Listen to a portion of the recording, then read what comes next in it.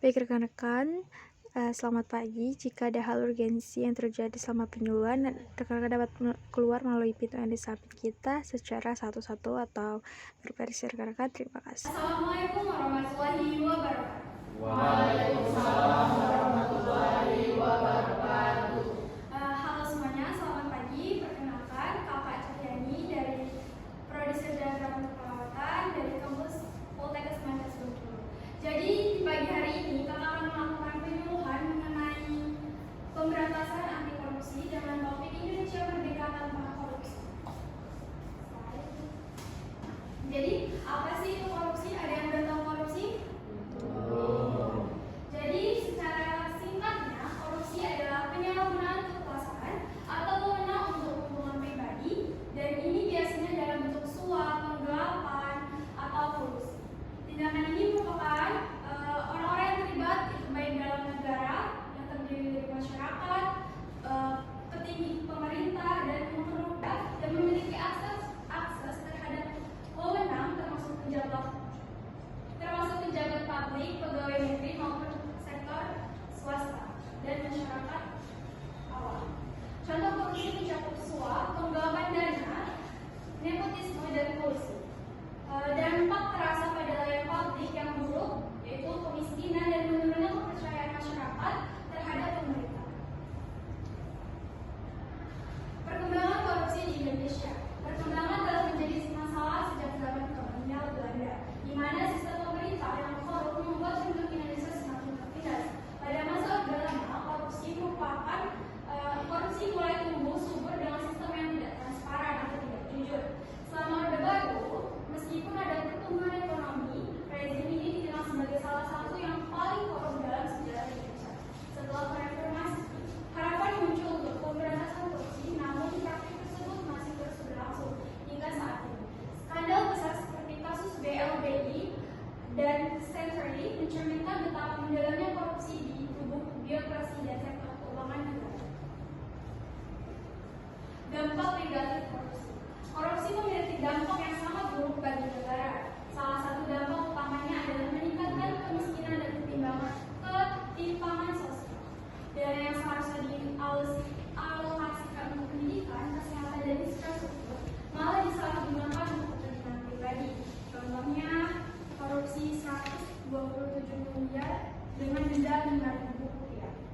Korupsi juga merusak institusi penting negara termasuk penegak hukum, sehingga pelayanan publik menjadi buruk.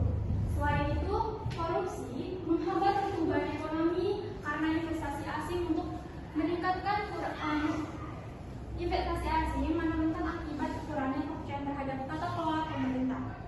Akibatnya masyarakat semakin tidak percaya pada pemerintah dan hukum yang memperburuk ketidakstabilan sosial.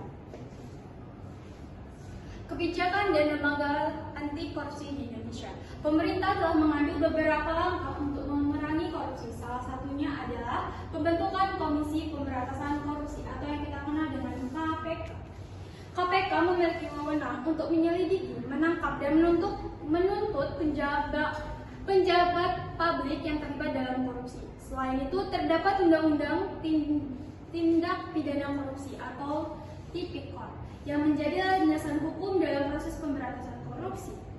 Pemerintah juga meluncurkan program-program pencegahan seperti transparansi, anggaran publik, audit, serta perlindungan untuk whistleblower, yaitu individu yang melaporkan tindakan korupsi.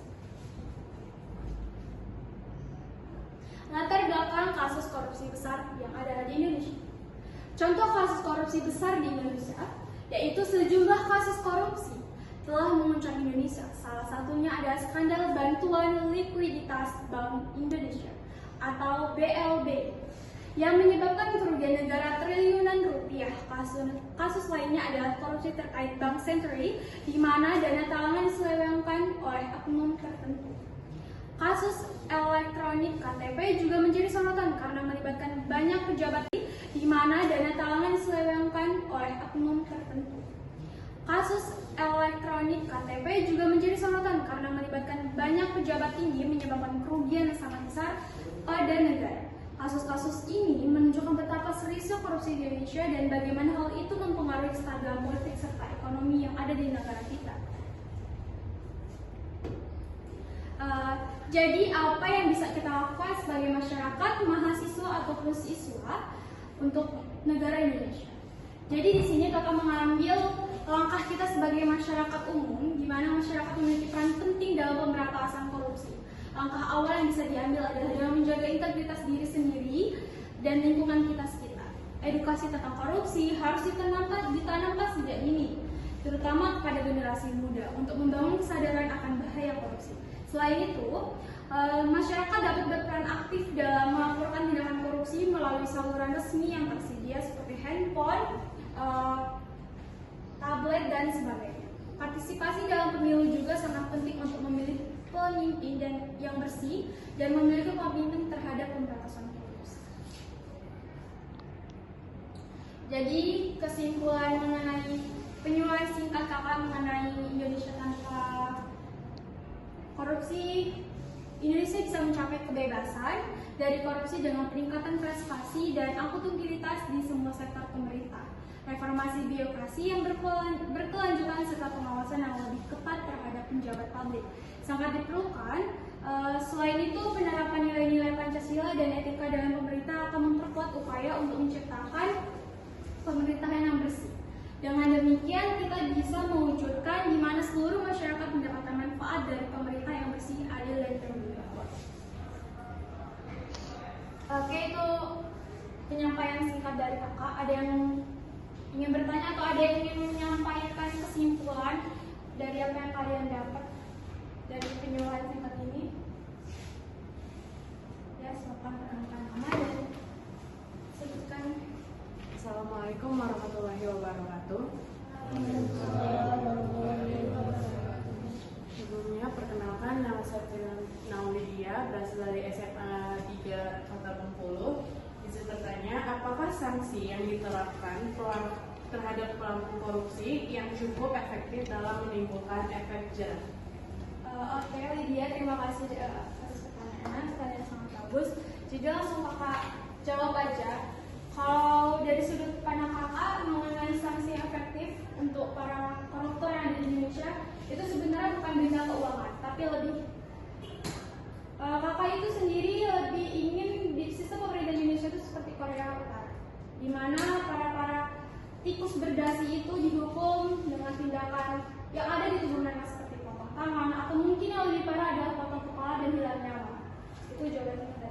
Ini kakak bakal nampilin video singkat mengenai Indonesia Merdeka Tanpa Korupsi dan Gratifikasi dari YouTube KPK. Selamat menyaksikan ya. Korupsi dan gratifikasi adalah permasalahan serius yang dapat merusak bangsa ini. Membuat pelajaran publik menjadi kacau, akses pendidikan yang tidak merata, merusak iklim investasi dan menyebabkan ekonomi biaya tinggi.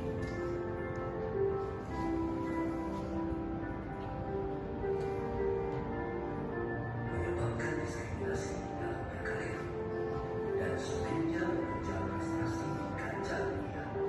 Karena itu, mari kita semua bersatu untuk memutus bantahan oleh korupsi dan gratifikasi. Jadilah pahlawan integritas.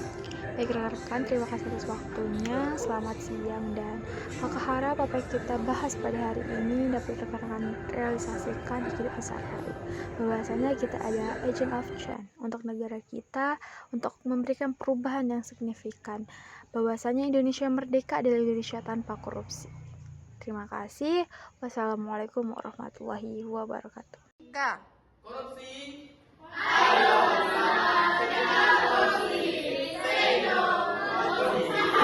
Generasi anti korupsi Tanpa